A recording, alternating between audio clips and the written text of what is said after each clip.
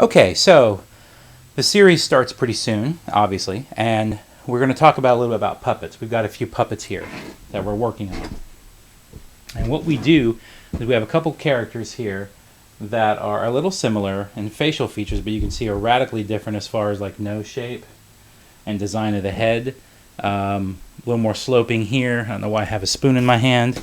But what we're going to be doing today is we're going to be covering them and giving them individuality. So their mouths are a little bit different. One's a little bit wider than the other for various reasons. And of course, they don't have any hands yet. They're just a big glove you can stick your fingers inside of and play with. And woo. So they'll get their armatured hands later. But right now, they're essentially just shells that we build. And of course, this one, who I can't really tell you who he is because it kind of gives it away, he's got a full chin that's been built to the inside that gives him a nice sort of sloping chin. Gives him a nice sort of sloping chin area there, which I like. And this guy, he's probably one of my favorites. He's not really a secret, but it's so much he comes in later in I think he's in episode 3 he comes in, or the end of episode 2. And he's got some goobers on him to get him off. And I really like he's got this sort of sharp chin area going on. Gives him a cool profile, and I like his nose. He has kind of an angry brow kind of thing because he's a tough guy. He needs to be sort of intimidating looking. So, but we also have sillier characters, like this guy. This guy's name is Sharkbait. Now, he's only in the show in the first episode, and he's in very briefly. And as a matter of fact, if you're not paying close attention, you'll probably miss him in the background. He bites the dust pretty quick. But he's silly, and he's got like his little beads on, and my daughter made this for him, these little stretchy beads, and he's got his little t-shirt on. He's sort of a surfer dude. That's why his name is Sharkbait. But what we're talking about today are these two characters and how to create eyes for them. And in a lot of different ways, I use a lot of things for eyes.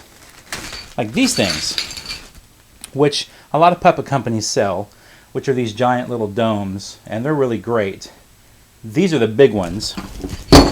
And these here, these are the smaller ones, about half the size of the original domes. So you can see the difference between the two. Now, these are the ones we use for the doctor.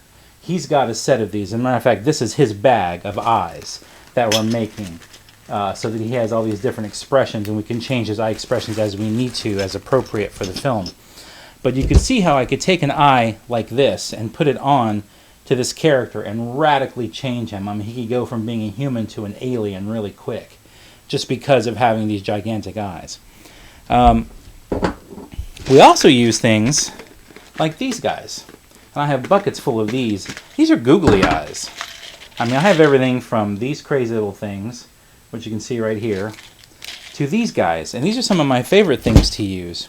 What I do is I take these googly eyes and I crack them open and I pull the color part out and glue it to the outside of my other eye so that as a pupil. Instead of using a felt dot, I use these. And they work really well. Like I was telling you, I use spoons as a mold. I also use like paint palettes and different things to make molds. And these are the eyes, and these are more like the eyes that would fit Joseph. See how they're closer to his size of eye? That's a little bit more natural rather than the other one that was a bit farther apart. And I find these eyes fit these little guy characters much better than they do sort of the larger characters. And I can shape them with a Dremel because they're solid plastic. And they're poured out of a 2-part plastic compound. And when I get done pouring them, they harden and solidify into hard plastic. And then you can shape them, sand them, paint them, do whatever you want to. Now you can get some that are already white. I just happen to have a bunch of Alumilite, which is what this is called, and I use that just to pour up a whole bunch of them so I'd have a bucket full of eyes, that I could just pull from. And I've run out of the white ones, which is why I'm down to the tan ones. So I guess if I left the tan ones on a character, he's sort of jaundicey, which probably isn't a good thing. But anyway, that's a little behind the scenes on how we're doing some of the characters and how they're built. And of course, the Doctor and Betsy started out the same way that these guys did. as sort of blank shells, and then we started to add on. But we also have hair. Now this is some custom dyed hair. This is gray, and it started out as a bright white long hair. Now this hair belongs, let me put this eye back so it doesn't get scratched or damaged. This hair belongs to this character, and he's briefly in the beginning of the film. Now, of course, it needs to be cut and trimmed so he doesn't look like Einstein or possibly Ben Franklin, give or take, based on your opinion. But and he's going to have, of course, he's going to have some crazy eyebrows too. So he's going to have this sort of great gray color, and I custom dyed the fur, which is not an easy thing to do. There's like a lot of people know how to do it, but there's a certain way to do it, because fur isn't made of natural fiber. It's made of like a polyester or sometimes a rayon, depending on how it's made, and it doesn't have any pores, which is why it doesn't take fabric very well. Or excuse me, that's why it doesn't take dye very well. So you have to boil the water and then let it cool for a little while, just to the right temperature. Then you submerge it. And I usually do it twice, because the first time you'll get sort of a partial color, and then the second time you'll get a better color. And that also helps you it keeps you from dyeing it too dark at one time. Now also with eyes, you can see I use a lot of spoons.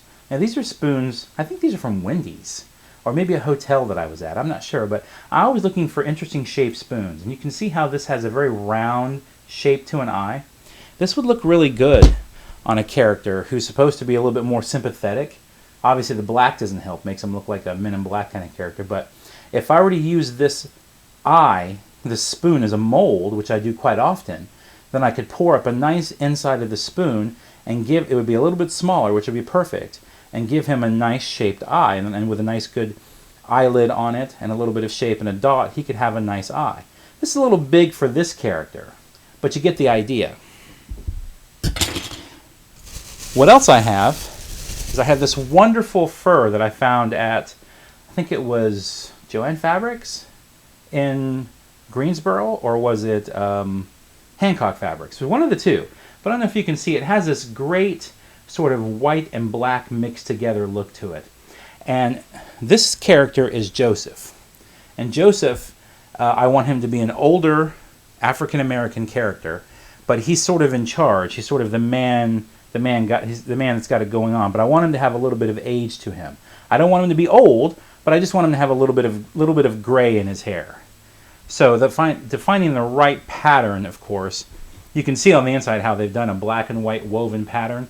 So you have to find the right kind of way to start it off. And you can see if you can get it on there just right, it'll have a nice look to it. And then he'll, of course, pull back a little bit and he'll have eyebrows.